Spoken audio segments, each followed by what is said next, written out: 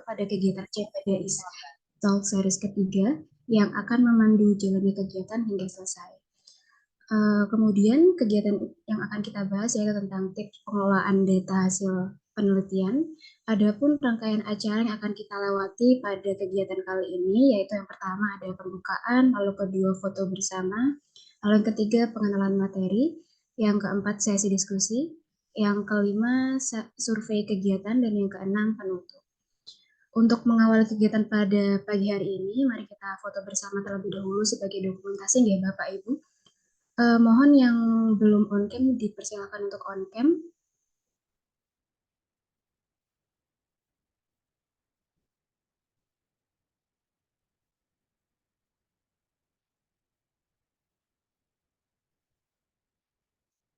Oke, baik. Monggo Mas Operator bisa diambil sesi foto bersama terlebih dahulu.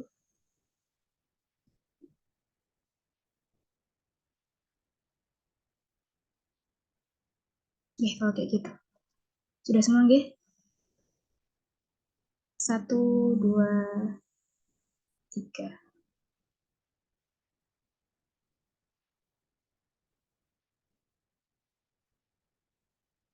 Oke, baik.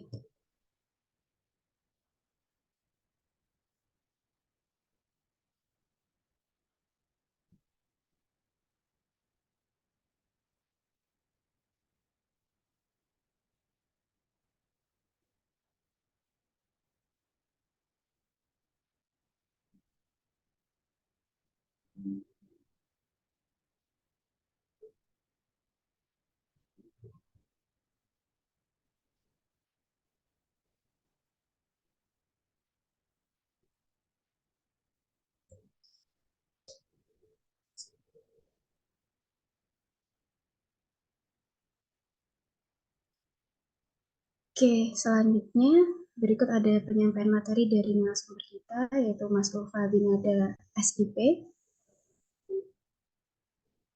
Jadi kawan-kawan semua, Mas Nada ini merupakan lulusan dari S1 Fakultas Ilmu Pemerintahan atau Fisik di Universitas Brawijaya yang kemudian melanjutkan studinya di Universitas Gajah Mada S2-nya, dan sekarang Mas Nada ini merupakan salah satu tim dari JPDS yang bergerak di Departemen Riset.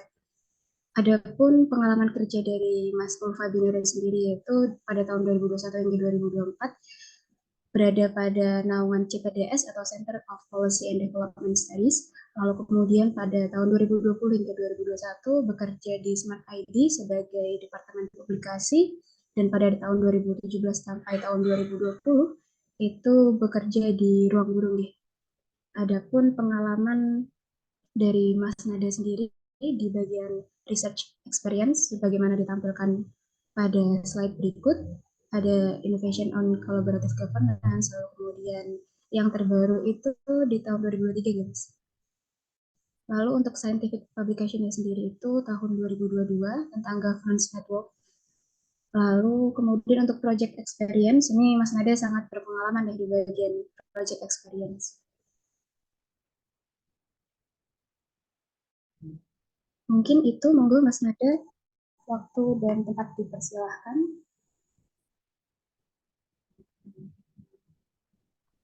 Baik, suara saya cukup jelas ya, teman-teman. Selamat pagi, Assalamualaikum warahmatullahi wabarakatuh. Salam sejahtera bagi kita semua, salam swastiastu, rahayu, namo buddhaya, dan salam kebajikan. Baik, terima kasih kepada teman-teman yang sudah menyempatkan hadir di diskusi ini ya. Saya bilang diskusi, bukan diskusi di pagi ini berkaitan dengan tema riset gitu. Kemarin saya cukup terlewat untuk mengingatkan kepada tim ya, untuk sebenarnya teman-teman datang ke sini lebih enak kalau sudah punya bahan gitu, sudah punya bahan tema, atau mungkin teman-teman yang sedang riset, atau mungkin yang sedang menyiapkan riset, sedang skripsi, tesis, atau mungkin disertasi, atau mungkin penelitian yang lain. Jadi punya semacam draft gitu, mungkin nanti teman-teman sambil saya menjelaskan atau memaparkan, memantik sebagai pemantik diskusi bisa mencari bahan itu untuk diskusi lebih lanjut gitu. Karena yang saya sampaikan ini sedikit runtut ya. Saya berangkat dari metodologi, kemudian metode sampai ke hal teknis gitu. Itu pengantar dari saya. eh, Mungkin nanti bisa kalau waktunya tidak cukup nanti bisa dilanjut di diskusi yang lainnya gitu, diskusi selanjutnya. Karena berbicara soal riset itu nggak bisa serta-merta langsung satu hari jadi gitu, apalagi bicara soal paradigma. Kadang kita sebagai seorang peneliti pun luput luput dari paradigma yang kita ambil gitu. Oke, terlihat teman-teman share screen-nya.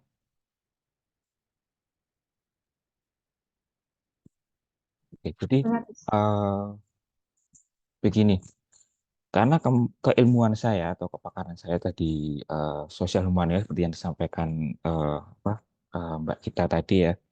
S1 saya berangkatnya dari ilmu pemerintahan, dari FIVIP UB, kemudian S2-nya di DMKB, UGM, Divisi Pol UGM. Jadi mungkin teman-teman yang eh, punya ilmu serumpun dengan saya bisa lebih lanjut diskusi lebih enak gitu. Tapi mohon maaf apabila teman-teman punya background studi yang di luar dari itu, mungkin saya sedikit susah untuk menjawab pertanyaan atau mungkin tidak bisa menjawab karena bukan berada di ilmu yang serumpun gitu. Tapi kurang lebih ketika teman-teman kita ya ketika kita masih berada di dalam rumpun sosial humaniora, saya kira nenek moyang kita itu sama, filsafat kita itu sama, ya, mbah-mbah kita itu sama. Tinggal kita mengambil perspektif yang sisi yang mana, tinggal seperti itu. Nah, oke, mungkin sebelum berangkat ke olah data ya, perlu kita petakan dulu gitu, desain risetnya seperti apa. Nah, ini menjadi perdebatan yang mungkin untuk dulu saya masih ingat waktu masih S1 itu debat banget gitu. Ini kamu anak Wanti apa anak Wali? Bahkan jangankan di situ ya, tempat saya bekerja pun juga masih menjadi perdebatan antara dua keahlian ini. Tapi dua keahlian ini itu eh, seperti dua sisi mata uang. Dia nggak bisa disebut uang kalau nggak punya dua sisi. Uang palsu nanti ya. Jadi ada kuanti, ada kuali. Nanti kita lebih lanjut bahas tentang paradigma. Bagaimana sih sebenarnya? Nah, kadang kita ini lupa di situ. Kita hanya fokus di metode, tapi apa tidak mengenal metodologi. Nah, ini yang perlu saya tekankan. Ya, sehingga chaos, logika yang dibangun, chaos, kerangka yang dibangun itu tidak tegak ya. Atau guru saya bilang naskah kamu ini sesat sejak dalam pemikiran itu otak apa umpatan yang selalu saya ingat sepanjang saya meneliti. Jadi jangan sampai kita membangun sebuah kerangka yang sesat sejak dalam pemikiran. Kalau kita berangkat dari kuanti, pasti ya kita berangkat dari teori.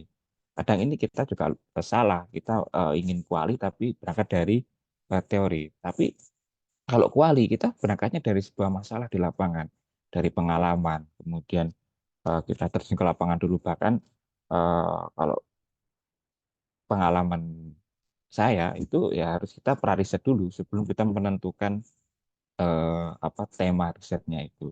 Jadi kita perlu PDKT dulu lah ibaratnya. Ya, PDKT dulu. Jangan tiba-tiba langsung apa temanya ini tapi kita tidak mengenal dulu konteks dan fokus dan lokusnya itu. Kalau kuali seperti itu. Jadi karena teori goals-nya itu adalah membangun sebuah konsep, membangun teori, minimal model atau kerangka lah. Ya, sehingga ada dua pintu masuk yang perlu kita pahami. Ada yang pintu masuknya lewat belakang, ada pintu masuk yang lewat depan. Nah, apakah yang lewat samping ada? Ada. Ya, kita bahas secara di sini ada mixed method itu nanti. Itu pertama. Nah, Jadi eh, mungkin yang saya sampaikan di sini juga sering kali disampaikan oleh orang-orang yang pada umumnya gitu ya, berawal dari bukunya Grace Will. Mungkin nanti kalau boleh saya share, nanti saya share kalau saya punya, kalau nggak salah itu ya, Grace Will itu. Jadi eh, ada banyak sekali sub paradigma yang bisa kita ambil ya. Di situ ada positivisme, konstruktivisme, advokasi. Itu bisa kalau teman-teman ingin ingin risetnya itu berdampak langsung gitu ya, pakai advokasi atau partisipatori. Tapi untuk teman-teman yang sedang skripsi, tesis dan disertasi, saya sarankan jangan, nggak lulus-lulus nanti. Ya, tuh. Atau dengan paradigmatis. Paradigmatis itu lebih mengedepankan teori ya. Bagaimana membangun sebuah teori yang benar-benar teoritis gitu. Jadi bukan sebagai case study, nanti ada slide selanjutnya ya. Untuk bagaimana sih paradigmatis itu. Tapi tetap saja ada dua kutub yang perlu kita tekankan di situ. Ada kuanti, kuali, dan mix. Ada campuran. Nah ini tentu teman-teman kita sedikit refresh juga ya. Refresh. Kadang kita cuma fokus ya dalam mengambil sebuah isu itu cuma fokus di masalahnya, tapi kita melupakan ini positivisme, konstruktivisme, partisipatif atau pragmatis. Ini apa seringkali kita terkecohnya di situ. Kalau kita paham ini dulu, nanti kita enak, enak ya, enak apa, enak dalam membangun kerangka riset. Ibaratnya begini loh teman-teman, seorang peneliti itu ibarat seorang koki ya, seorang koki. Kalau kita sedang meneliti, berarti kita sedang membuat masakan yang enak gitu. Tapi seringkali peneliti yang di yang dilakukan itu bukan membuat masakan yang enak, tapi bercerita tentang masakan yang enak. Yang disampaikan itu cerita masakan, tapi mana masakannya nggak ada. Kenapa kok sampai nggak ada masakannya? Karena nggak ada bahannya. Cari bahan bakunya itu juga nggak tahu kemana. Bahkan mencarinya itu juga gimana caranya gitu. Nah, setiap keempat sudut ini, empat mata angin ini ya, empat kutub ini punya metode yang sendiri-sendiri, sehingga sebelum membahas ke metode kita pahami dulu metodologi. Nah, slide di sini ini sebagai metodologi dalam ilmu sosial humaniora ya. Jadi eh, bisa dilihat lebih jelasnya kalau positivisme itu arahnya ke reduksi, kemudian teori memverifikasi teori lebih ke kuantitatif ya, lebih ke numerik gitu. Berangkatnya harus dari teori dulu. Dari teori turunkan ke variabel, kemudian diuji di lapangan dengan indikator-indikator sesuai dengan konteksnya. Nah, ini berbeda dengan konstruktivisme ya, atau justru advokasi atau partisipatori ini lebih lebih lebih fleksibel lagi. Kalau kita ingin mencari detailnya, saya sarankan lebih ke kuali. Tapi kalau mencari generalnya, pakai kuanti gitu. Itu logika simpelnya seperti itu.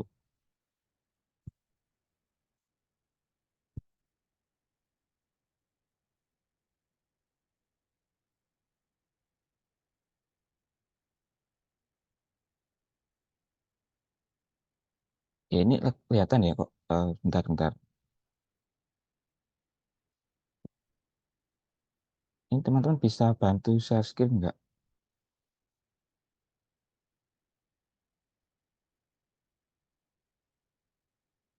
Ini agak error sebentar. Hmm,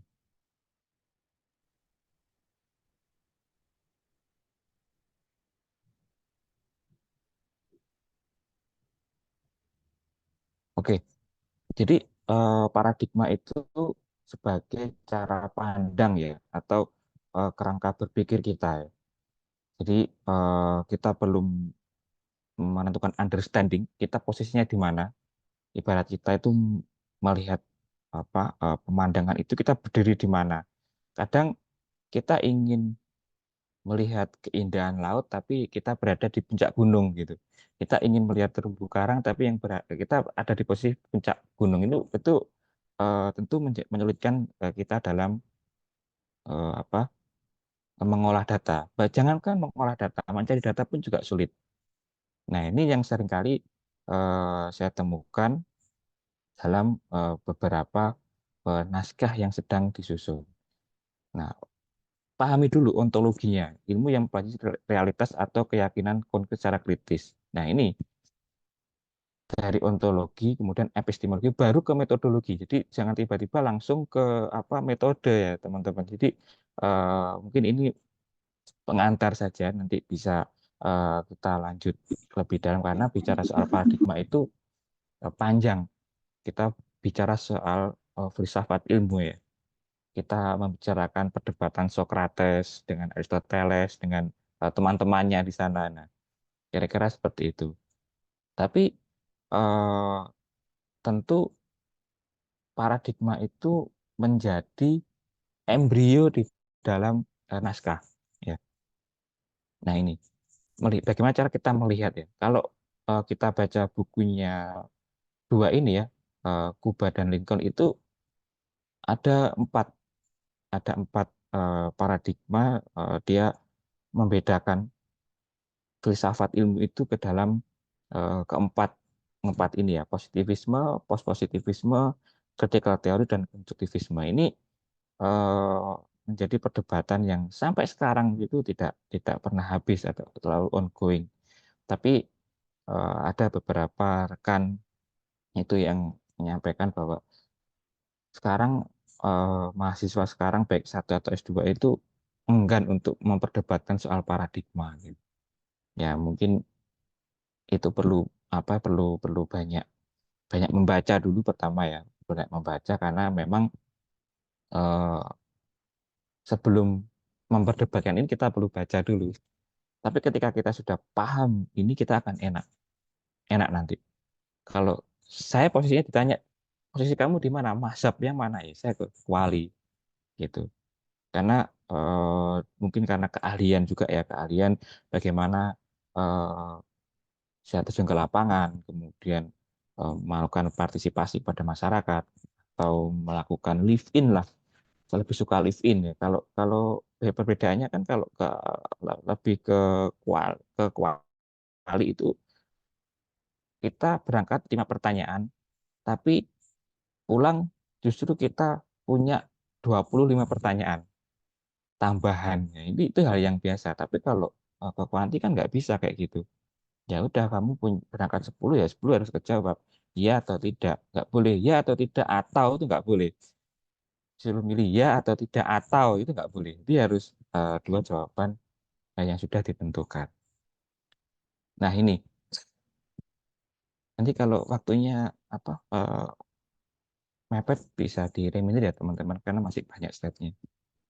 Nah, dari keempat ini akan menurunkan metode yang berbeda-beda, teknis yang berbeda-beda, dan olah data yang beda, teman-teman. Jadi kita ikutnya yang masuk mana dulu? Mau ke positivisme? Kalau mau positivisme kan peneliti menjaga jarak ini, bisa misalkan dengan kuesioner atau kuesioner bahkan sekarang bisa online ya, Google Form itu. Tapi kalau yang mau lebih rinci ya bisa lebih pakai kode atau nomor itu sesuai dengan teori yang sedang dipakai. Tapi kalau semakin ke kanan itu semakin ke kualitatif, itu kita menyatu, ya menyatu. Jadi interaktif, transaksional dan subjektif dengan temuan yang diciptakan bersama. Jadi apa informan ya istilahnya kalau lebih ke kiri ini kan kuanti itu kan responden ya. Tapi kalau kuanti itu kan informan. Informan itu bisa jadi dia juga seorang eh, apa eh, yang menentukan ke arah mana yang akan kita tuju. Jangan jangan salah, ada loh penelitian itu riset itu yang mandek di tengah jalan karena datanya nggak ada. Ya, karena kesalahan nggak pernah riset dulu di depan. Karena data di lapangan ini nggak ada nih ternyata.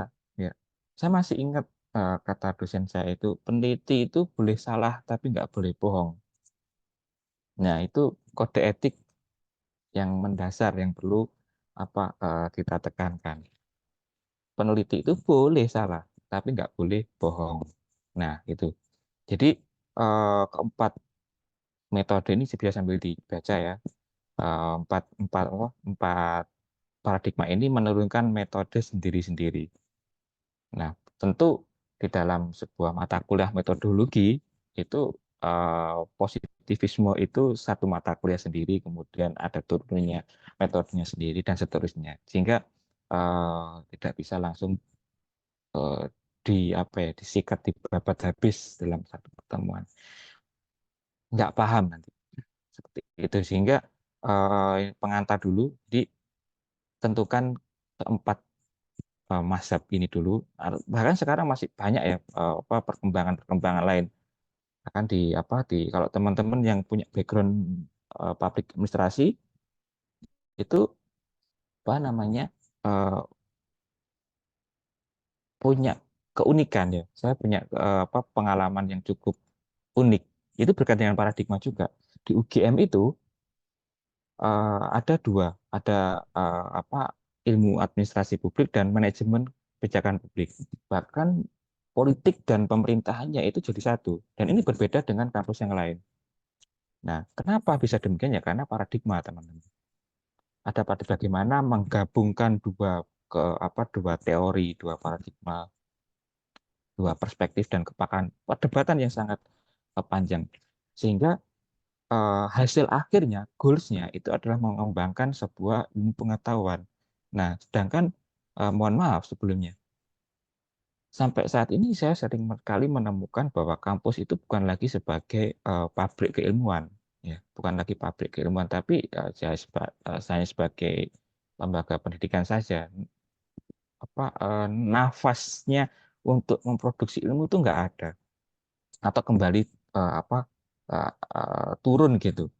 Tapi justru kadang pabrik ilmu itu nggak ditemukan di kelas, tapi di warung kopi ya.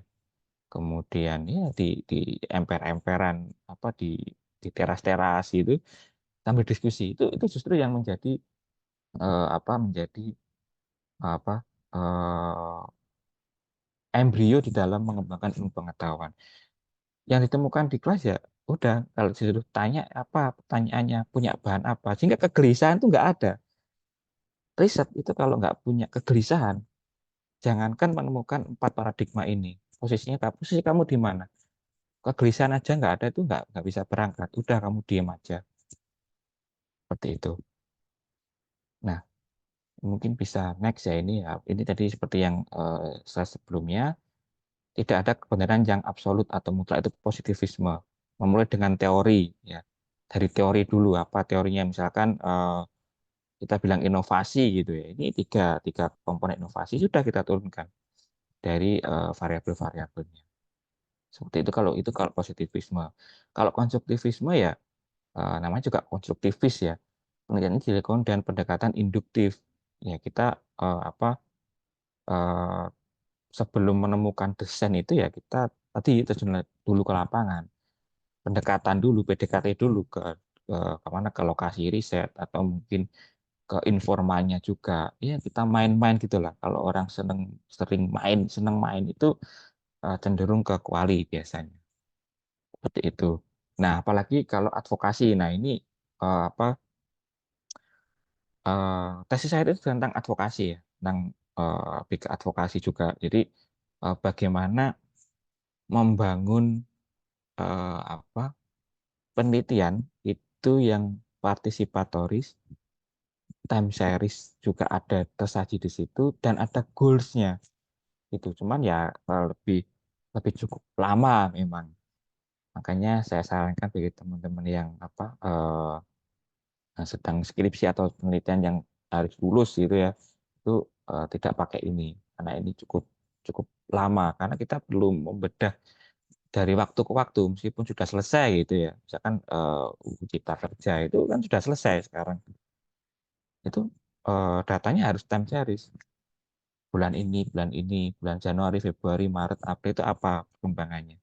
Nah, baru goalsnya itu kalau advokasi pakai itu penelitian ya penelitian seperti itu.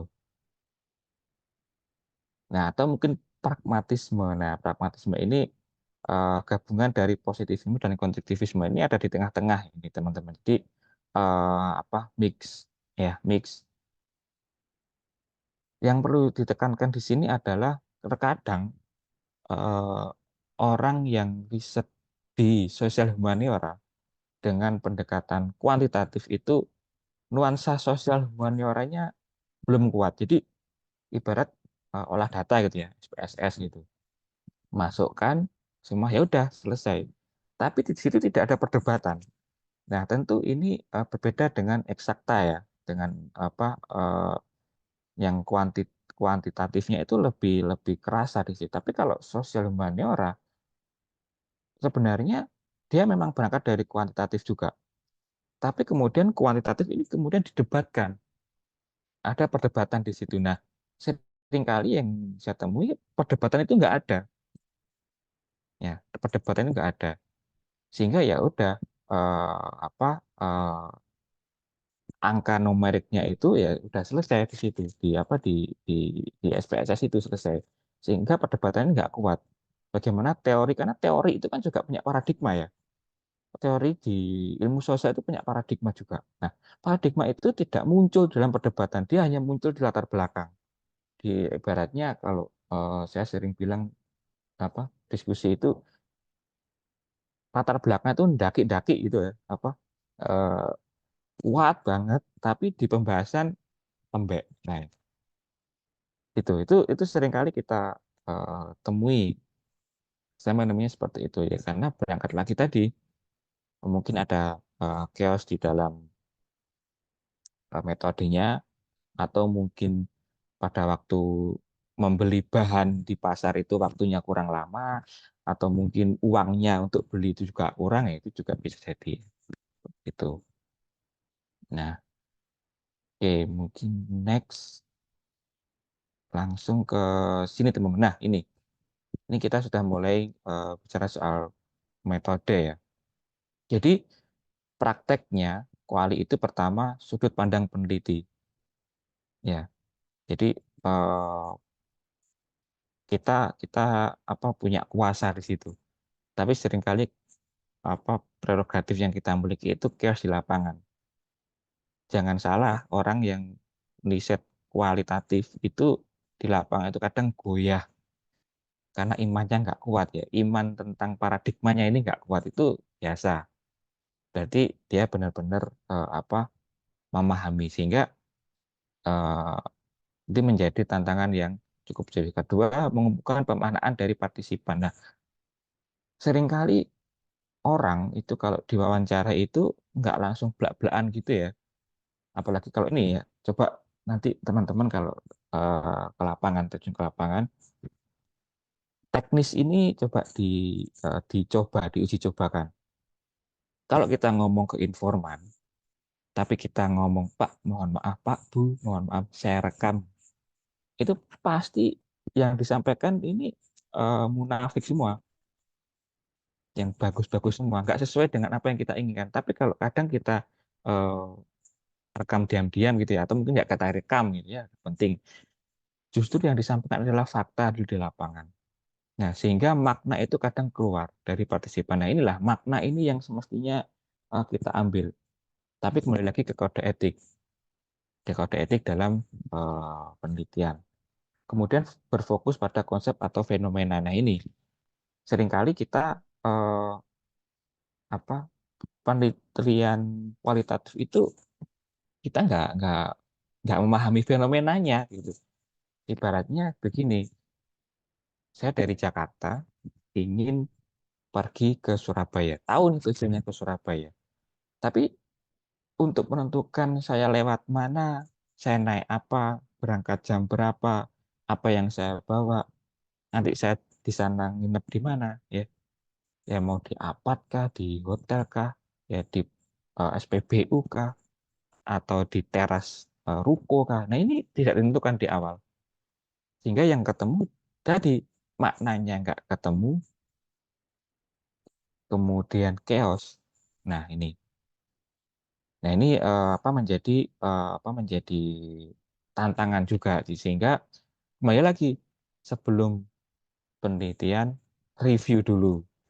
Review, kita datang ke lokasi dulu, kita mengenal lokasinya dulu, baru apa kita menyusun sebuah narasi seperti itu. Nah, dan yang paling terakhir adalah bekerja sama dengan partisipan. Nah, ini poin terakhir nih teman-teman ya, paling pojok kiri bawah. Nah, ini tentu menjadi sesuatu hal yang sangat sulit bagi seorang tim riset ketika kita di lapangan. Jadi kadang yang ditemui itu juga susah. Tapi kalau orang yang sudah, makanya perlu membangun apa, membangun relasi yang personal dengan seorang informan. Itu tadi kita nggak bisa melepas. Kalau kuanti ya udah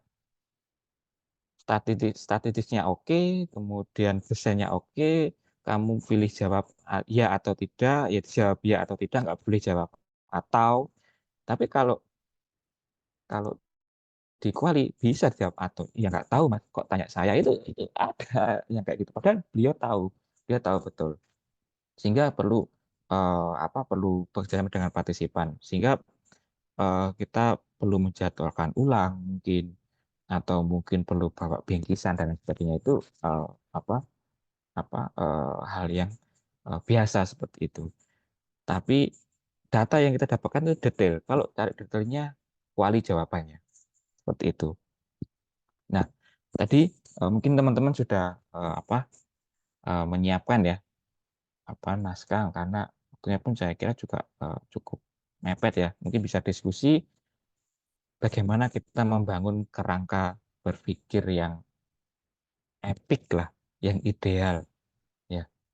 Topiknya apa, gapnya apa, kemudian eh, perspektif mana ya, paradigma mana yang mau kita ambil tadi. Yang terakhir ini yang paling susah, review ya. Eh, ada sebuah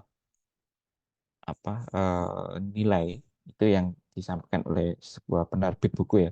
Bacalah baik wacana maupun fenomena. Nah, ini seringkali kita lupa itu. Kita cuma membaca fenomenanya, tapi nggak lupa baca wacana. Gitu. Nah, bagaimana cara eh, membangun kerangka yang indah gitu ya, yang orang baca itu dari awal tuh udah enak gitu, menarik itu. Orang orang yang nggak suka baca pun akhirnya kalau baca tahu topik kita itu seneng lihatnya, nggak kerasa udah apa eh, presentasi udah lama, ternyata presentasi hasil riset itu udah lama. Saya punya pengalaman teman dulu, ujian skripsi saya itu dari jam 9 itu sampai duhur jam 12, sampai dipanggil apa oleh penguji selanjutnya, karena enak diskusinya. Yang saya sampaikan adalah, mungkin bisa cek di Google ya, itu ada dulu saya S1 itu meneliti tentang formalisasi agama.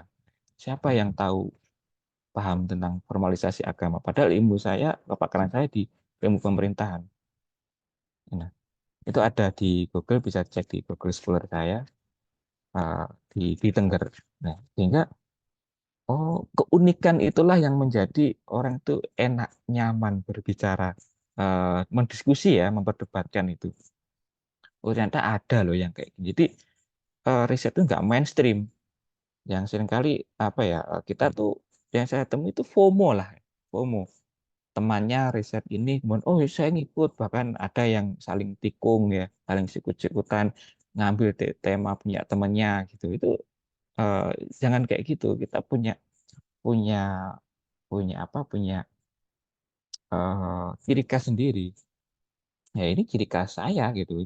Ini kepakaran saya. Jadi dulu saya cinta dengan teori ini. Saya suka dengan paradigma ini, sehingga terus menjadi menjadi keilmuan yang terus ditekuni. Barat begini, ada eh, dosen saya di UGM itu bilang, kalau kita menjadi seorang peneliti, itu kepakaran yang kita miliki itu ibarat seperti seorang anak gitu. 2 tahun ke depan ini mau dikembangkan kemana? mau diturunkan ke apa, mau dihasilkan apa luarannya seperti apa, ada nggak roadmap-nya? Nah itu 5 tahun ke depan goalsmu itu dalam mengembangkan riset itu apa? Jadi nggak FOMO ya, temannya ikut penelitian misalkan sekarang apa tren lagi kolaboratif governance gitu di apa di ilmu pemerintahan di UB itu sama di DMKP UGM itu tema tentang CG Ansel and Case itu udah ditolak. Nggak boleh kamu riset tentang ini udah overload, cari tema yang lain. Nah itu karena itu tadi apa hal itu karena FOMO ya, FOMO. Jadi temannya ikut ini ikut-ikutan ini ya kayak gitu hingga menimbulkan tak ada kreativitas seperti itu. Nah mungkin ini teman-teman juga pernah apa eh, membangun kerangka seperti ini ya. Jadi bisa dilihat dari isunya dulu. Jadi sehingga sebelum mungkin nanti bisa di-share apa sama tim admin sebelum membangun naskah yang puluhan halaman itu coba dijawab dulu pertanyaan yang ada di sini. Dibikin poin-poin, dijawab dulu sebelum apa kita menentukan ide itu dijawab dulu. Simpel saja, isunya apa, mengapa masalah itu penting untuk diteliti. Nah, ini urgensi itu kadang nggak ada. Ya udah yang penting kamu kita riset gitu selesai ya udah. Tapi urgensinya nggak ada. Nah, urgensi dari apa dari tema yang kita ambil itu apa? Sebenarnya apa sih Eh, pentingnya pentingnya kamu meneliti ini itu apa? Bahkan kalau di dalam apa penelitian ya penelitian kompetitif yang dari BRIN atau dari apa dari lembaga-lembaga donor yang kita riset itu didanai itu pertanyaannya begini, kenapa saya harus mendanai kamu dalam penelitian ini? Ya, ini uang uang saya, apa pentingnya riset kamu untuk apa? Untuk sosial. Nah, itu nggak kuat. Ya udah, saya riset ini ya udah, pokoknya ini nggak boleh gitu, nggak boleh gitu. Seperti itu ya. Kira-kira seperti itu teman-teman. Nah, ini metode ya. Itu tadi sebelum ke metode coba kita melihat dulu metodologinya karena seringkali eh, kita menemukan sebuah naskah riset itu yang tidak bernyawa. Nah, saya bilang tidak bernyawa karena tidak ada metodologinya. Cuma ada kerangka berjalan saja, tapi nyawanya nggak ada. Ya, apa paradigmanya nggak kerasa di situ, teorinya nggak kuat, review yang dilakukan juga sedikit, sehingga ibarat orang berjalan itu nggak punya nyawa. Ya udah eh, jasadnya aja yang berjalan mencari makan, mencari data, tapi dia logikanya nggak kebangun. Seperti itu. Dijawab dulu di sini eh, sudah kami buatkan slide pertanyaan gitu ya nanti bisa diisi teman-teman sendiri sebelum membangun kerangka itu sehingga di dalam otak kita itu apa kebangun sebuah template gitu loh teman-teman. Sebenarnya penelitian itu enak kok, enak. Dulu saya masih ingat pengalaman pada saat semester 5 itu semester 4 kalau semester 5 S1 saya mendengar mata kuliah metode penelitian itu langsung mules perut ya ingin langsung eh, keluar kelas ngopi ya sebat di warung kopi gitu tapi sekarang nggak nyangka oh ternyata seperti ini enak ternyata ya karena itu tadi kita belum memahami em, metodologi paradigmanya kita nggak clear dulu dari awal sehingga kita bingung kita tahu jalannya menuju kemana tapi untuk ke sana itu kita nggak tahu kita naik pesawat kita jalan kaki kita napak tilas atau seperti apa ini kita nggak bisa menentukan sehingga itu yang menjadi orang frustasi yang menjadi orang frustasi itu di situ nah itu benar itu apa saya rasakan di semester 4 5 dulu. Tapi di saat semester 7 8 setelah hibernasi, waktu hibernasi cukup panjang, saya pahami dulu, oh harusnya itu seperti ini loh, orang riset itu harusnya seperti ini. Nggak bisa ini kalau tiba-tiba muncul ide kayak gitu, nggak bisa. Orang tiba-tiba neliti tentang agama itu, ya you siapa gitu, ustadz aja bukan kan gitu ya. Itu teman-teman. Nah ini di metode, tadi ya di metode, setelah setelah jawab pertanyaan tadi, coba dibangun ini. Itu kalau ada tabel itu enak. Konsep apa, kemudian indikatornya apa, data yang dibutuhkan apa, informasinya seperti apa, dan teknik pengumpulan datanya itu apa. Itu enak. Kita datang ke lapangannya enak, kita ngolah datanya enak. Ya, ibarat ini tuh alat masak.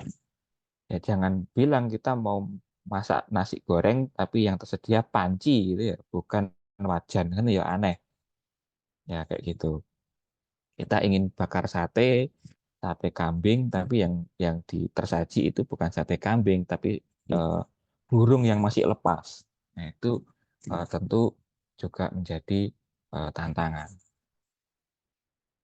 Nah, ini tadi yang saya bilang, terkadang di latar belakang itu indah banget, ya, sangat estetik lah. Review yang dilakukan estetik, kemudian bahan jurnalnya pun juga nggak main-main ya. Semua apa yang dipakai jurnal Q1 gitu misalkan.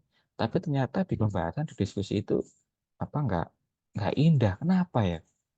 Coba dilihat. Mungkin saya pernah mengalami seperti itu. Setelah di dievaluasi ternyata datanya nggak ada. Data di lapangan tuh nggak ada. Itu cuma sekedar isu. Ya, cuma sekedar isu, bukan menjadi data yang bisa diolah menjadi sebuah masakan yang enak. Ibarat kita datang, oh di Malang itu apa? Di Malang itu ada loh apa bahan baku jamur gitu misalkan. Tapi ternyata di Malang itu udah nggak ada produksi jamur, itu cuma sekedar isu. Jamurnya nggak ada. Jamur yang ada di Malang itu jamur dari daerah sebelah semua, bukan dari Malang. Nah, ini juga menjadi hal yang apa tantangan di dalam sebuah analisis. Sehingga sajian datanya nggak ada, kita lupa dengan teori, analisisnya kurang. Lebih enak kita sajikan tabel seperti ini, teman-teman. Di data real di lapangan itu apa, kalau informan ya, apa yang disampaikan informan itu apa, kemudian teorinya yang kita ambil itu bagaimana, kita sandingkan, dan kita analisis. Buat tabel-tabel yang seperti ini itu mempermudahkan kalau saya cenderung seperti itu ya. Eh, biar kita nggak lupa, kadang lupa ya, jangankan jarak 2 3 hari, 1 jam 2 jam pun kalau nggak dicatat tuh lupa. Nah seperti itu, sehingga kalau kayak gitu enak sih teman-teman, kita tuh enak. Nah ini terakhir, eh, punya juga cukup, ini nanti bisa lanjut, lanjut dengan diskusi. Ini kritik, jadi seperti yang saya sampaikan di awal, kita susah di dalam melakukan olah data, bahkan jangankan olah data, mencari datanya aja itu sudah susah kok. Ya saya sering bilang gitu, Bung ini datanya susah loh, olah datanya susah loh. Ya apa yang mau diolah, datamu aja nggak ada, ya. Kenapa bisa data nggak ada gitu? Yang nggak ada itu datanya atau orangnya yang mau ambil data yang nggak ada kan gitu ya. Nah, pertama tidak dimulai dari kegelisahan, sehingga tidak ada pertanyaan besar yang dibangun. Jadi kalau di dalam eh, rumpun ilmu sosial humaniora itu harus idealnya ya, idealnya itu berangkat dari kegelisahan. Ada gap di dalam realitas. Mungkin nanti teman-teman bisa eh, kalau sebelum bicara soal paradigma ya, paradigma ilmu sosial itu bisa dimulai dari membaca buku itu apa, konstruksi sosial itu miliknya Peter L. Blacker. Itu bisa dari pintu dari situ. Atau mungkin yang suka eh, baca lagi, baca buku Dunia Shopee. Nah itu baca ada lagi bukunya Tan Malaka itu Madilog. Itu pengantar yang enak ketika kita mencari sebuah kegelisahan dalam realitas sosial. Tuntaskan itu dulu, baru kegelisahan itu muncul. Itu benar-benar eh, saya alami. Saya baru membaca intronya saja. Oh iya ya, ternyata ada gap seperti ini loh. Sehingga menemukan understanding kita di paradigma mana kita enak, gelisah gitu. Terus, oh muncul, oh pertanyaan ya. Oh ternyata kalau kita penelitian tentang network governance gitu, ternyata ada gap di sini loh di lapangan tuh. Ada tumpang tindih kebijakan loh ternyata. Sehingga kita menemukan itu. Kita tentu tidak bisa menemukan data itu ketika kita nggak gelisah. Gitu. Mungkin itu common sense dari saya ya. Mungkin nanti teman-teman bisa sharing pengalaman-pengalaman dari teman-teman yang lain. Kemudian kedua, riset hanya fokus pada tata naskah, bukan fokus pada masalah sosial. Sehingga kualitas pertanyaan, ketajaman teori, dan kritik itu nggak ada. Bahkan novelty-nya itu nggak ada. Tidak pot atau bahkan tidak ada. Sehingga yang kita bangun tadi di awal itu ya hanya latar belakang gitu. Latar belakang itu yang penting ada data ini, data ini. Kemudian ada rumusan masalah itu ada pertanyaan. Ada loh orang yang bilang itu rumusan masalah itu yang penting datanya. Itu salah kaprah itu. Nggak gitu. Ya itu salah satu indikatornya itu, tapi bukan di situ nyawanya. Ibarat ya kita kenal seseorang itu hanya hanya mengenal wajahnya saja, bahkan hanya mengenal namanya saja, tapi kita belum lihat orangnya, kayak gitu. Yang ketiga, tidak ada sinkronisasi antara bab satu, 2, dan seterusnya. Ya, di sini metodologi itu hilang. Nah, coba kalau teman-teman punya naskah riset, coba dilihat nyambung nggak ya antara bab satu, 2, 3, dan 4, dan 5, bahkan sampai ke 6. Itu nyambung nggak? Ada sinkronisasi nggak? Metodologi itu kebangun nggak di situ kerangka ini? Kerangka yang berpikir tadi itu nyambung apa enggak gitu? Atau jangan-jangan ini berdiri sendiri-sendiri, yang bab satu ngomong apa, dua apa, tiga apa, gitu. Sehingga tadi naskah atau logika yang dibangun ini sesat sejak dalam pemikiran. Nah, ini perlu dirombak total gitu tuh. Yang keempat, metodologi hanya sebatas menghafal dan melafal, bukan memahami. Nah, ini penting. Yang terjadi cerita, jadi ya cerita masakan yang enak, bukan eh, apa eh, masakan yang enak gitu. Yang kelima, teori sebagai alat bantu berpikir, tidak ada dalam sajian analisis tadi saya tampilkan dalam tabel kan, harus disanding, banding, dan tandingkan. Ya sering diolah-olah gitu, di di review, diolah, dibaca dari ulang-ulang. Kalau kurang ya baca lagi. Membaca dalam penelitian itu ibarat minum air, ya itu nutrisi bagi kita. Dan kelima, kurang review. Nah ini tadi, jadi review itu membaca ya, bukan cuma membaca naskah saja, tapi fenomena juga juga dibaca, dilihat. Ya kalau di dalam Islam kan wahyu pertama kan Iqra ya, bacalah ya, bukan tanyalah kan gitu. Kenapa kok dulu eh, dapat wahyu bacalah, kenapa kok nggak dapat wahyu tanyalah, nah, itu ya ternyata di sini teman-teman jawabannya. Nah itu mungkin itu bisa kita lanjut diskusi. Saya kembalikan ke moderator, monggo. Oke, baik, terima kasih Mas Nada. Nah, di sini kita meng-highlight beberapa hal ya, yaitu sebuah naskah riset harus memiliki nyawa dari paradigma, metode, kemudian yang gak kalah penting itu roadmap itu sendiri. Mungkin selanjutnya kita akan memasuki sesi diskusi atau sesi tanya jawab ya, tapi lebih ke diskusi aja mungkin. Monggo bagi Bapak Ibu sekalian yang ingin bertanya, silakan langsung raise hand. Oh ya, di sini kita ingin menjelaskan sedikit terkait dengan sesi tanya jawab. Jadi bagi tiga penanya tercepat ini kita ada hadiah menarik yaitu berupa voucher layanan CPDS. Nantinya akan diberikan di akhir sesi. Jadi monggo bagi Bapak Ibu peserta yang ingin menanyakan beberapa hal, silahkan langsung raise hand saja.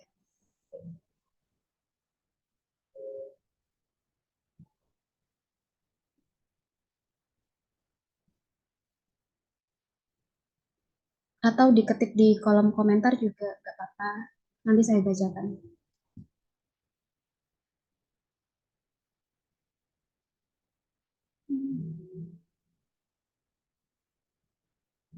Oh ini ada dari Bapak Rido dari Pemkab Goa. Monggo Bapak. Ya, terima kasih Bu Gita. Assalamualaikum warahmatullahi wabarakatuh. Waalaikumsalam. Hormati Pak Ulpadinada, Ibu Gita, dan seluruh peserta Zoom meeting pada siang hari ini.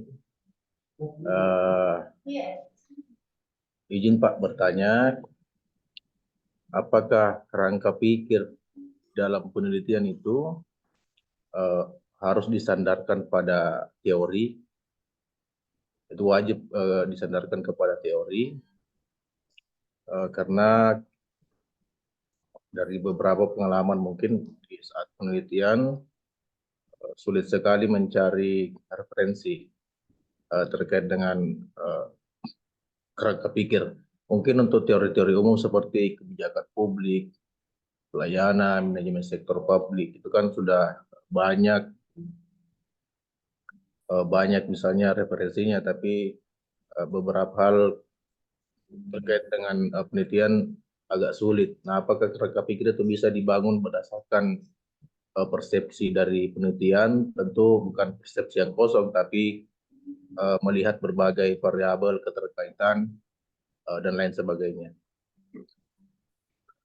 Kemudian saya lupa lagi itu.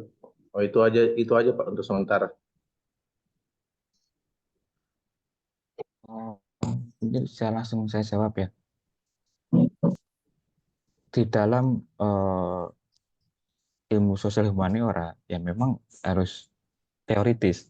Ya kerangka itu memang harus teori. Jadi bagaimana kerangka berpikir itu menggabungkan ya atau apa bagaimana teori itu disandingkan dengan data sementara. Kalau dalam proposal mungkin saya juga bisa share screen ini ya apa, sebentar coba saya kasih contohnya jadi biar kita pun juga enak gitu. Hmm,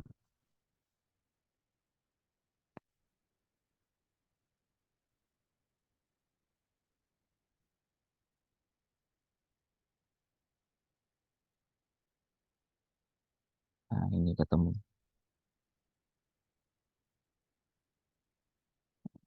Jadi, ini coba saya share screen.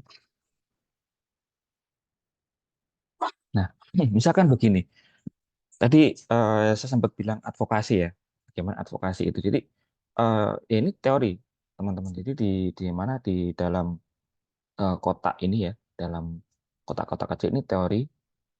Kemudian eh, di mana di dalam teori ini kita turunkan dalam eh, apa keyword gitu ya. Kalau saya bilang keyword. Nah, membangun Bulkonah ini ya. Ya saya bilang Bulkonah ya. Teman-teman tahu nggak Bulkonah itu? Dulu dosen saya bilang Bulkonah. Bulkonah apa? Jadi bulat-bulat, kotak-kotak, panah-panah gitu. Nah, membangun apa menggambar ini tuh nggak gampang, susahnya minta ampun. Dulu S1 saya sempat mundur 1 semester karena nggak tuntas di sini. Nggak bisa menggambarkan teori. Logika teori itu nggak terlihat di situ. Sehingga kamu harus paham betul dulu teori apa logika teori yang kamu bangun. Jadi teori itu punya logika. kalau kita paham ya. Makanya banyak dosen yang menyarankan itu cari buku aslinya, cari naskah aslinya. Jangan dikutip dari ini. Ibaratnya eh, orang kalau mengutip itu kan sudah diparafrase, Pak. Sudah diparafrase, sudah diolah, bahkan sudah disandingkan dengan sajian data. Sehingga yang perlu ditekankan ya cari buku aslinya. Ya, saya pernah itu mencari dulu apa mencari buku itu susahnya minta ampun.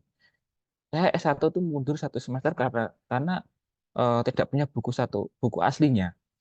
Tapi setelah saya dapat buku aslinya, oh ternyata saya paham logika di dalam teori. Teori itu punya kerangkanya, punya alurnya, atau orang bilang itu paradigma itu tadi. Setelah kita tahu paradigmanya nyawa di dalam teori itu, kita enak di dalam mengolah data. Oh ternyata saya itu salahnya di sini loh, chaosnya di sini ternyata. Nah itu. Nah, seringkali kan yang menjadi seni itu tadi mencari buku aslinya itu juga susah. Bahkan kita juga mau beli itu harganya juga nggak murah ya. Buku aslinya itu nggak murah. Itu tantangan, itu seninya orang riset di situ. Sehingga membangun kerangka berpikir yang seperti ini ya ya perlu revisi berkali-kali, bahkan 10 kali lebih itu hal yang biasa.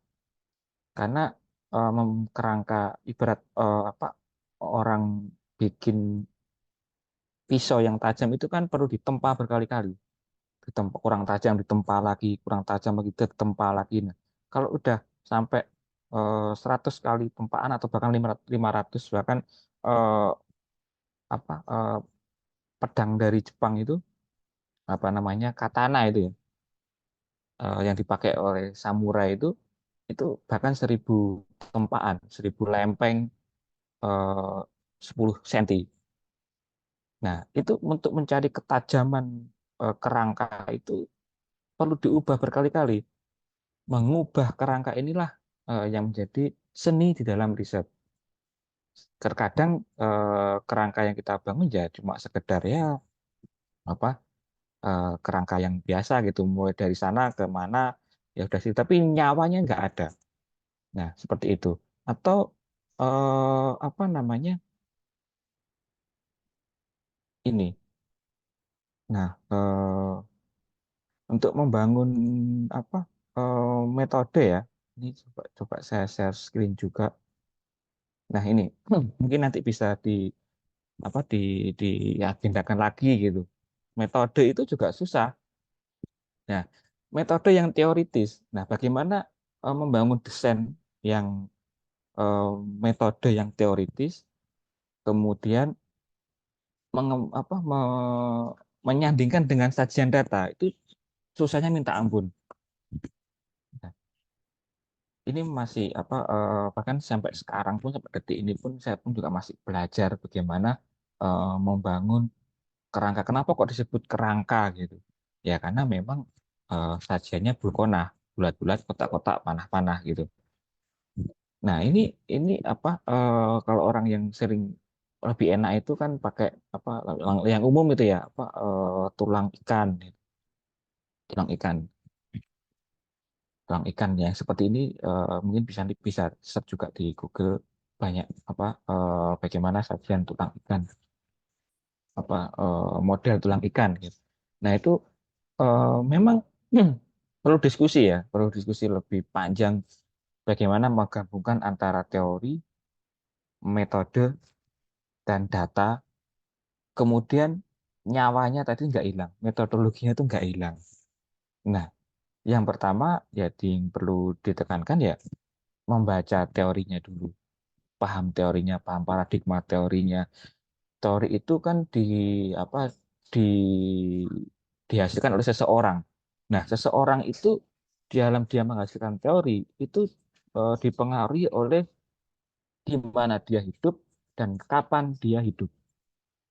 Nah, jadi kalau kita lihat buku antropologi ya, antropologi sosial misalkan, eh,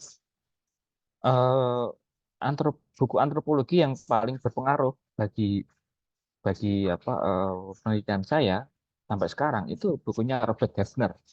Itu beliau seorang peneliti antropologi, penelitian di Jawa, di Tengger, penelitian dengan seorang wanita dulu, temannya kuliah, datang ke sini, pulang jadi suami istri, itu Robert Gardner.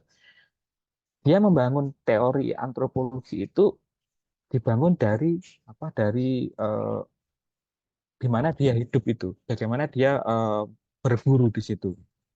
Nah, sehingga kalau kita sudah sampai mengenal ke tahap itu, membangun kerangka teoritik, kerangka berpikir itu enak. Kita mengenal teorinya bukan hanya sekedar teorinya, tapi orangnya yang mengeluarkan teori itu kita juga kenal. Itu enak.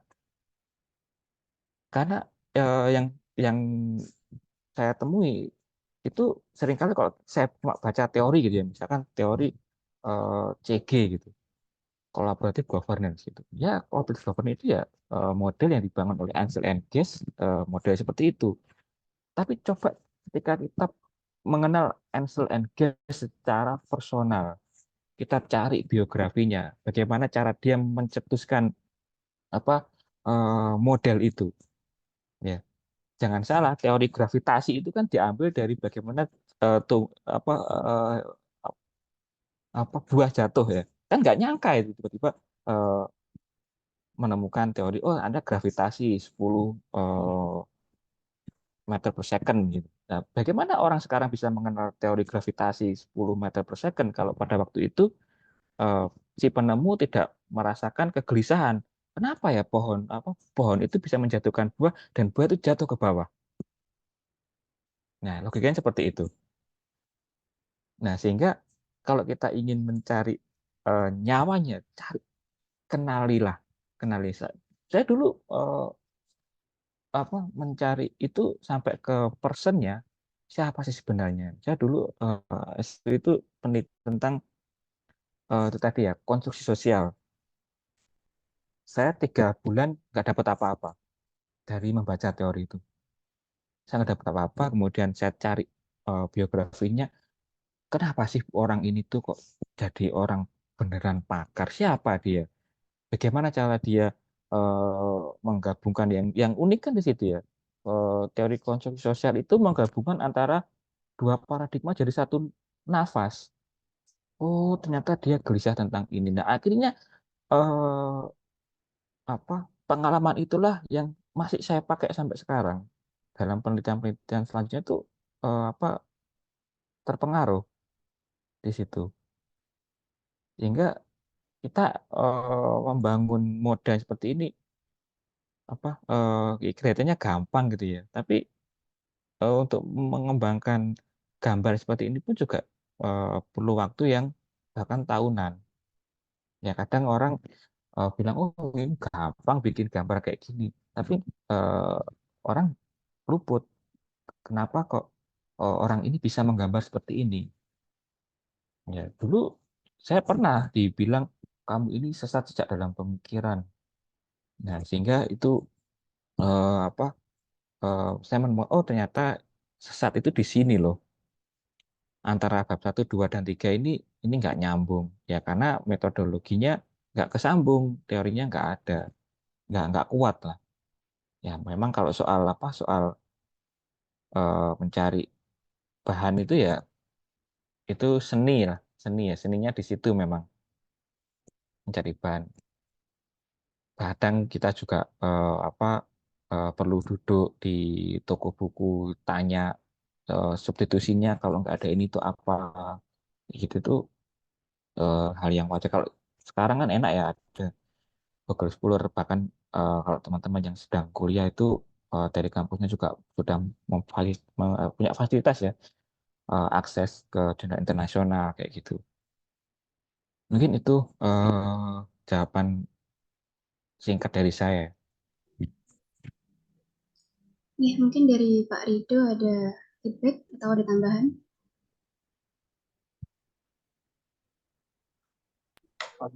Ya Pak, itu aja. Makasih Pak. Nanti kalau ada yang mau saya tanyakan, saya tanyakan. Terima kasih. Terima kasih Bu Gita. Terima kasih Pak. Mungkin dari rekan-rekan lainnya, Bapak Ibu, silahkan kalau ada pertanyaan. Oke, sambil menunggu pertanyaan dari Bapak Ibu peserta, mungkin dari saya, Mas ya.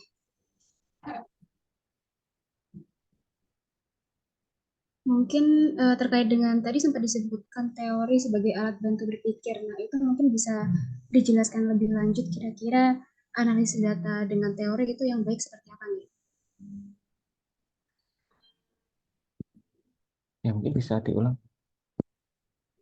Tadi sebelumnya sempat disinggung terkait teori sebagai alat bantu berpikir, namun sajian analisis data yang teoritis itu nihil. Kira-kira analisis data yang teoritis yang dibandingkan secara teori yang baik itu seperti apa, nggih, Mas? Iya, kembali lagi ke tadi ya, ke slide ini ya, apa? Coba saya share lagi. Nah, di sini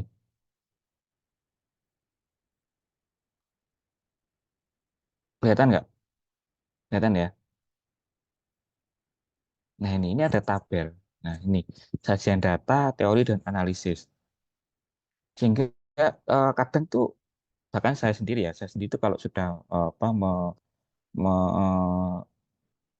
melakukan narasi, ngetik data, kita mendengarkan rekaman apa wawancara dan ngetik data itu udah terlalu enak gitu. Ya, terlalu ngebut lah. Ibarat ngebut tuh terus terabas lah, blong kanan, blong kiri gitu. Sehingga saya lupa, oh ternyata saya punya teori loh. Saya punya teori yang perlu disandingkan, sanding, banding, dan tanding itu tadi. Nah, coba dijawab sendiri ya buat teman-teman yang sedang riset. Seberapa besarkah teknis ini kita gunakan? Ya, menggunakan apa namanya ini di dalam olah data, sanding, banding, dan tanding. Ya, sajian datanya apa, si bapak ini ngomong apa, si ibu ini ngomong apa, kemudian teori yang kita pakai tadi itu kan ada naskahnya, kan ada narasinya ya, teori konsep-konsep itu. Eh, Kemudian analisisnya seperti apa. Nah, menyandingkan dan membandingkan antara dua komponen ini seberapa besarkah kita di dalam menyusun sebuah narasi. Nah, ini teman-teman sendiri yang bisa menjawab. Nah, ini teknis yang saya bilang membangun kerangka yang teoritis, kerangka yang analitis, kerangka yang kritis. Ya, bukan cuma sekedar ngomong ngelantur gitu kan. Kan ada tuh kalau kita lihat ya naskah itu ngelantur aja ngomongnya. Panjang lebar ya orang ini. Bahkan data yang nggak kepake itu dimasukkan semua yang penting banyak puluhan halaman. Nggak gitu.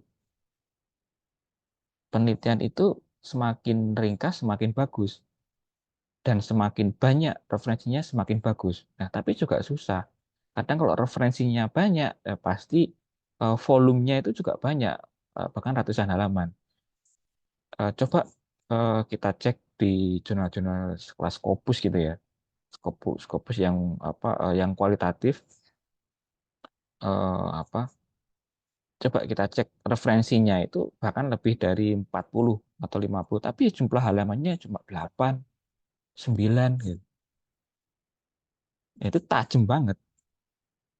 Tajam banget mengelompokkan melakukan review itu apa eh, perlu tempaan yang panjang, bahkan kita membaca 20 jurnal gitu yang kita ambil, yang bisa kita ambil dan mumpuni itu ya cuma dua, kadang bahkan nggak ada. Itu hal yang biasa, sehingga apa daya tahan bekerja di situ di apa dipertaruhkan di situ, daya tahan membaca. Sehingga kadang orang bilang kamu harusnya meneliti apa yang kamu suka. Ya, itu salah satu siasat bagaimana cara kita mensiasati biar kita nggak frustasi. Itu. Kalau nggak percaya dicoba saja.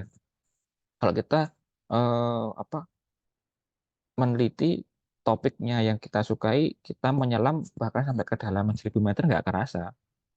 Ya karena kita enjoy di situ. Kita nyaman.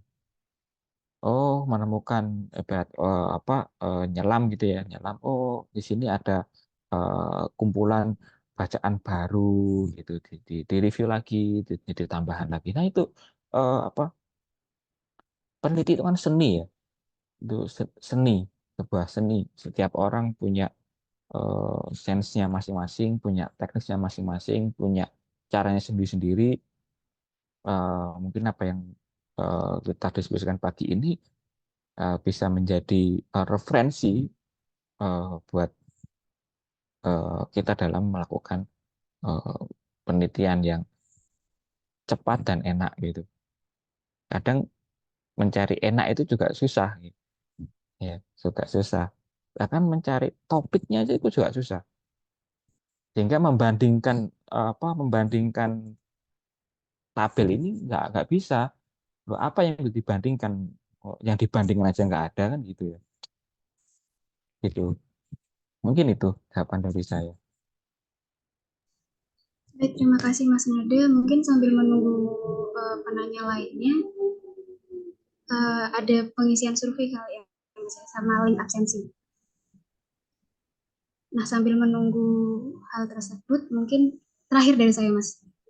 Iya, Kalau misalnya kita sering lihat nih terkait dengan penelitian-penelitian yang dilakukan oleh masyarakat, itu banyak kita temui sinkronisasi antara bab itu tidak sinkron gitu ya. Jadi bab satu bahas apa, bab dua bahas apa, bab tiga bahas apa. Jadi secara secara keseluruhan kita menganggapnya ini penelitian mau dibawa kemana. Nah, itu kan sering-sering kita temui. Ini penelitian, inti dari penelitian ini nih apa nih? Itu kan sering-sering apa ya, terjadi miss dalam antar bab. Sempat disinggung juga tadi sama Mas Nada, sinkronisasinya itu kurang. Nah, kira-kira untuk mengatasi atau meminimalisir hal tersebut itu seperti apa, Mas? di review oleh orang yang berbeda. Jadi apa? Kenapa kok ada ada ujian proposal ya? Kalau di kampus kan ada ujian proposal. Kalau di lembaga-lembaga riset kan ada review, ada reviewer. Bahkan kalau hibah kompetitif kan juga ada reviewernya dulu.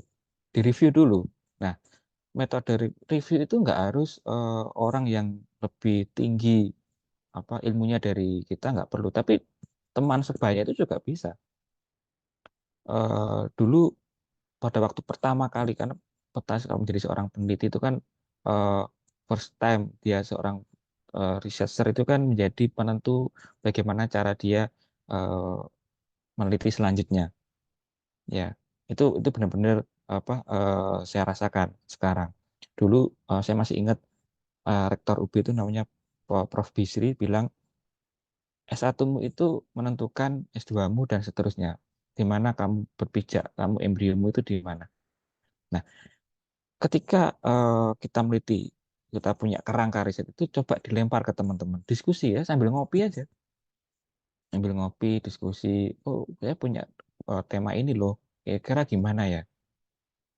Apa teknisnya gimana? Teori apa yang kita pakai? Kadang eh, apa proses diskusi itu yang menjadi momen penentu. Jangan salah, kalau kita lihat bukunya eh, siapa itu eh, dia berawal dari warung kopi, diskusi warung kopi ya tentang public sphere. Ya, public sphere dia bicara soal publik, seorang public sphere itu berawal dari warung kopi, sehingga dialektika yang dibangun itu terbangun dari warung kopi. Hmm, gitu. Jadi eh, proses itu proses yang sepele, tapi menjadi penentu. Ya, makanya kan kita perlu, oh, saya punya naskah ini nih, coba kita lempar, kita diskusikan gimana ya, review kita tuh gimana gitu, punya respon apa, didebatkan gitu, di apa di kalau eh, orang-orang filsafat tuh bilang eh, apa dipertarungkan, dipertengkarkan. Pertengkaran itu nggak ada kalau apa di dalam naskah, membangun naskah ya. Pertengkaran itu penting, pertengkaran dalam diskusi itu penting. Tapi bahkan di kampus pun kadang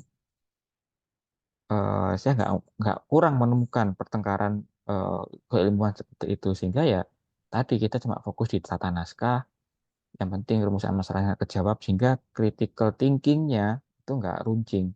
Ibarat gini loh, ingin ingin memecah semangka, yang perlu kita pakai kan pisau pemecah semangka ya, atau parang yang panjang gitu.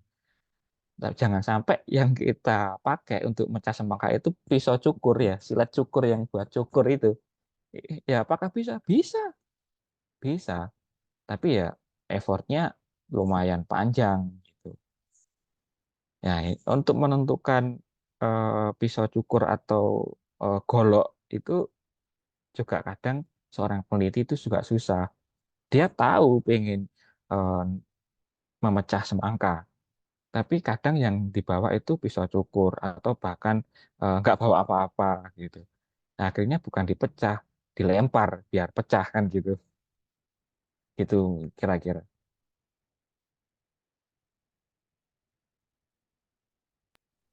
Oke, baik, terima kasih Mas Nada. Monggo Bapak Ibu peserta, link absensi dan survei sudah dibagikan, bisa diisi. Jadi link absensi ini sebagai salah satu syarat untuk klaim sertifikat juga ya nantinya. Mungkin kembali lagi ya Mas Nada, tadi butuh adanya pertengkaran diskusi gitu kan ya. Apakah kira-kira pertengkaran diskusi ini nantinya akan memberikan nafas baru dalam sebuah penelitian itu? Gimana? Pertengkaran diskusi itu apakah kiranya akan memberikan sebuah nafas baru dalam sebuah naskah Oh penelitian? iya, banget. Jadi riset itu residu, ada residu, residu apa?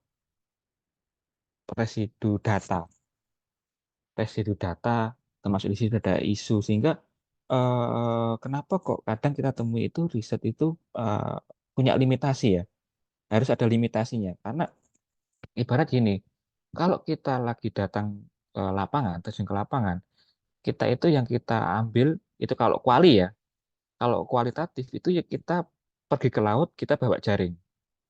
Itu kalau kuali. Kalau kuanti, kita pergi ke laut, kita bawa pancing. Nah, tahu kan bedanya di mana? Kalau pancing kan dapat satu satu kail, satu mata kail. Ya udah, ikannya itu yang kamu dapat. Ya atau tidak. Jawabannya ya atau ya dan tidak. Nggak boleh jawab ya atau tidak, atau itu nggak boleh. Sehingga kalau kita riset kuali, kita datang pergi ke laut, kita bawa jaring. Nah, dari jaring itu kan kita dapatnya banyak tuh. Ada ikan tuna, ya ada ular, ya kadang bahkan ada sampah juga kita dapat kan. Ikan bahkan ikan kakap juga kadang kita dapat. Kemudian ikan kerapu ya itu juga dapat. Ya, bahkan sampah pun juga kita dapat di situ. Nah, proses pertengkaran itu tadi bagaimana kita memilah-milah hasil tangkapan. Nah, apakah yang nggak kepake cuma kita buang? Bukan kita buang, tapi kita singkirkan dulu. Data ini yang kemudian menjadi eh, referensi penelitian selanjutnya. Nah, itu apa? Itu saya lakukan. Setiap kali kita penelitian, oh isu ini nih. Nah, tadi sini nih ada isu lain. Oh, ini bukan nggak harus dilakukan riset sekarang, tapi di riset selanjutnya. Kan ada gitu ya. Nah, kalau sekarang perspektifnya network misalkan. Oh, nanti coba yang masih satu rumpun CG, atau mungkin kalau lebih ekstrim kekuasaan gitu atau politik gitu. Itu kalau di sosial media kan seperti itu menjadi rutinitas, rutinitas, sehingga kalau kita nggak dipertengkarkan ya bagaimana cara kita memilahnya itu tadi, sehingga eh, riset itu ya harus sering diskusi. Coba kalau nggak sering diskusi pasti buntu, saya yakin 1000%. Kalau nggak pernah diskusi buntu, buntu karena ya kita nggak ada orang yang mengimbangi. Riset itu harus diskusi, harus dipertengkarkan, harus ya yang kita cari kan argumen ya. Kadang eh, kalau di kelas itu yang sering terjadi kan sentimen ya. Temannya presentasi tapi kalau apa di slide terakhir tuh ini question pakai foto yang kayak gini, nah kayak gitu. Ya. Tapi yang kita butuhkan tuh argumen, bukan sentimen. Jadi argumen kita fokus mana ke substansi, kemudian kita debatkan di situ, kita pertengkarkan di situ. Coba nih teman-teman yang masih kuliah mungkin bisa merasakan ya bagaimana pertengkaran dalam kelas itu nggak ada atau mungkin kurang atau mungkin isunya yang dipertengkarkan itu kurang sensi itu juga menjadi tantangan sehingga tempaan eh, saya saya menganalogikan pertengkaran itu seperti tempaan itu tadi itu jadi ya penting penting banget sehingga diperas ya kita ambil intisarinya kemudian ada ampasnya. Nah, ampas ini apakah bisa langsung dibuang? Ya enggak, kita pakai yang lain kan gitu. Kalau kita mungkin teman-teman sering ngopi, espresso itu kan ditekan ya, pakai udara panas ya 180 derajat ditekan inti sarinya dapat. Nah, pertanyaannya apakah intisari kopi itu bisa muncul kalau tidak ada tekanan? Kalau tidak ada pertengkaran ya nggak akan muncul. Ya jadi kopi tubruk aja jadi gitu kira-kira. Oke, baik, terima kasih Mas Nada. Mungkin dari Bapak Ibu peserta ada pertanyaan lagi? Kalau tidak ada eh, kegiatan pada pagi hari ini, mungkin kita sudah sampai di penghujung acara nih. Ini materi yang disampaikan Mas Nada super sekali. Jadi mungkin izinkan saya menyampaikan kesimpulan dari kegiatan CPDS Talk Series ketiga ini, yaitu jika kita berbicara terkait riset, maka tidak bisa serta-merta memberikan sebuah pernyataan secara langsung ya, karena paradigma masing-masing itu memiliki inti yang berbeda atau core yang berbeda-beda. Jadi kenali terlebih dahulu lokus untuk membangunnya bagaimana untuk menciptakan sebuah konsep atau kerangka penelitian. Adapun untuk menciptakan sebuah konsep itu diperlukan adanya nafas keilmuan untuk mengembangkan embrio penelitian itu sendiri. Mungkin itu itu saja kesimpulan pada webinar kali ini. Alhamdulillah kita sudah sampai di penghujung acara. Sebagai penutup, saya Gita Zulfi Ramadhani memohon maaf apabila selama memandu acara terdapat kekurangan. Saya ucapkan terima kasih banyak kepada Mas Nada selaku narasumber yang telah memberikan ilmunya, materinya juga kepada kita semua. Tak lupa kepada para peserta yang hadir dalam kegiatan CPDS Talk Series ketiga ini. Mungkin sekian, sampai jumpa di lain kesempatan. Saya akhiri. Wassalamualaikum warahmatullahi wabarakatuh. Waalaikumsalam warahmatullahi wabarakatuh.